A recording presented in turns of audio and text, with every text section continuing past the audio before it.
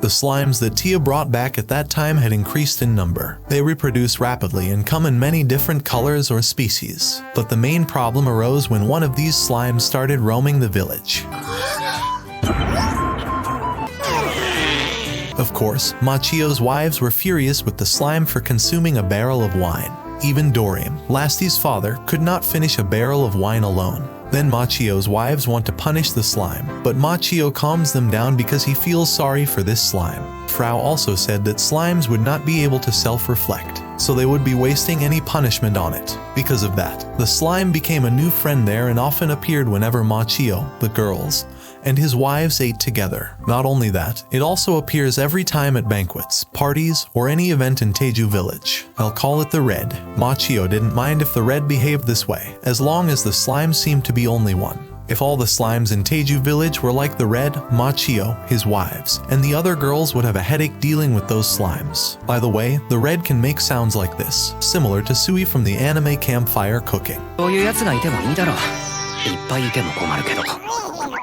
Autumn is coming again, and Machio is resting after harvesting some of his fields. Then Machio, his wives, and the other girls ate together with a variety of food menus. They enjoyed the delicious food made by Machio, and the maids, especially Sena. She had never tasted such delicious food in the Howling Village. Then Machio wanted to make a seafood menu, because it would be more delicious than soup or something. Machio's wives and the other girls were silent for a moment, then they were surprised. This was the first time they had heard of this seafood menu. They wonder what seafood Machio can call more delicious. Machio explained that seafood consists of crabs, clams, sea fish, seaweed, etc. The seasoning is also easy, and Machio can make it. What's more, there was the miso broth that he and Flora had made back then. Machio's wives and other girls are surprised that the monsters called Machio can be eaten. Because of that, all the girls are excited to find the monster that Machio mentioned. Frau says there is a town called Shishato and a harbor near the Demon Kingdom. There is a seafood trade there, so Lasty and Frau will be heading there to ask for some monsters that Machio wants. They will also be accompanied by several lizard men. Flora would prepare miso soup, while the elves and maids would help Machio prepare the necessary things. Machio really didn't expect all the girls here to be so passionate when it came to food. By the way, to my surprise, they eat a lot of food, but their bodies are still slim and plump. A few days later, Frau and Lasty brought the leader of a marine trading company named Michael Goraun. He is an acquaintance of Frau and is closely related to the Demon Kingdom. Then Michael gave various kinds of fish to Teju village. But the fishermen always throw away the seaweed whenever they catch a lot of fish. So Michael will order the fishermen to immediately collect them according to Machio's wish. He also wanted to establish trade relations with Teju village. Michael was very interested in all the fields there. This can be a good business in the future. Then Rue and Tia handled the negotiations from Michael. Michael provided approval documents and products produced by his company. Michael hopes that Teju village can consider this business with good profits in the future. Then Michael will return to Shishato town and wants to try wine in Teju village next time. まあ、大きなドラゴン相手じゃびっくりもするか。特に騙すような意図もなさそうでしたね。ああ。でも、こっちは損どころか高めで引き取ってもらえたし。交渉変わってくれて助かったよ。胎児の村。怖かった。The story returned a few days ago when Lasty, Frau, and the lizard men arrived at Shishato town. Michael receives a report from his subordinate that a guest insists on meeting him. Even the guest knows Michael's full name. At first, Michael didn't care because he was busy, but he felt that there was something valuable about the guest. Because of that, Michael immediately welcomed their arrival. Of course, Michael's intuition was correct. He meets his acquaintance, Frau. Frau also introduces Lasty and gives Michael the crops. Instead, Frau wants to order some fish or anything from Michael. Michael is surprised that Frau can be friends with Lasty, the crazy and ferocious dragon. There were even some lizardmen who were famous for their physical strength. Michael is getting scared because it's a dangerous condition if he refuses their arrival. When Michael saw the harvest they had brought, Michael's face suddenly brightened up. He could profit greatly if he teamed up with them. This is a trending fruit among the citizens of the capital. He could even sell all of these crops at high prices there. Because of that, Michael immediately gave all the best marine animals and had to serve them wholeheartedly. Michael even offered to deliver seafood directly to their residence. Then Lasti and Frau said these crops came from Teju village, located in the Forest of Death, so they will escort Michael there. Of course, Michael was very scared from the port city of Shashato to Teju village. シャシャートの商人さん。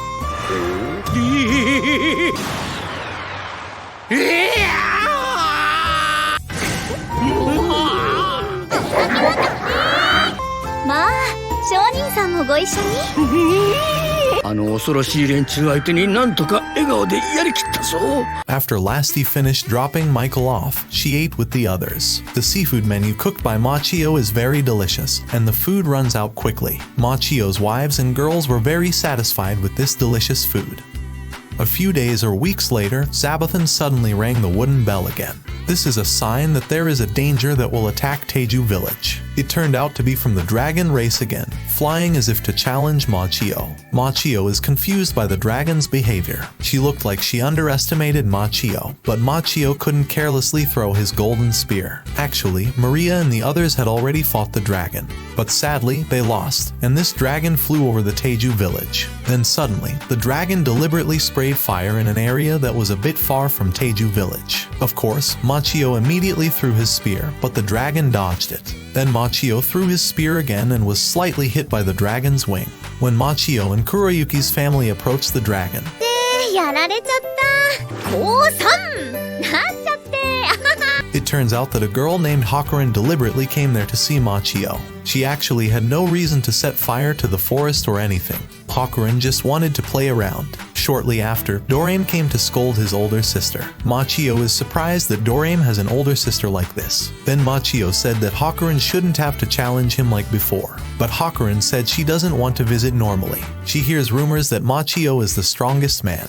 Then Hakurin scolded Dorame because he wanted to marry Lasti to Machio. Hakurin was jealous. She didn't have a husband even though she was over 900 years old. Meanwhile, Lasti already has a strong husband like Machio. Hakurin doesn't care about Dorame and will stay here to see Machio's activities. After all, playing with Machio seems like fun too. After hearing that, Machio allowed Hakurin to playing with him, but she shouldn't interfere with other people's activities. Machio will also punish Hakurin for burning this forest before. 当然しなきゃダメだよな。 Wait, I still don't understand the meaning of the word playing with Machio. It's really ambiguous if you or I think the other things, especially if you read this light novel. I'm sure you know who gave birth to many children. Then Machio and the maid started to provide lots of food for Hakurin and Dorame. Hakurin was completely surprised by the taste of delicious food in Teju village. Then Lasti apologized to Machio because Hakurin bothered Machio a lot today. おばさまが迷惑を。ラスティちゃん。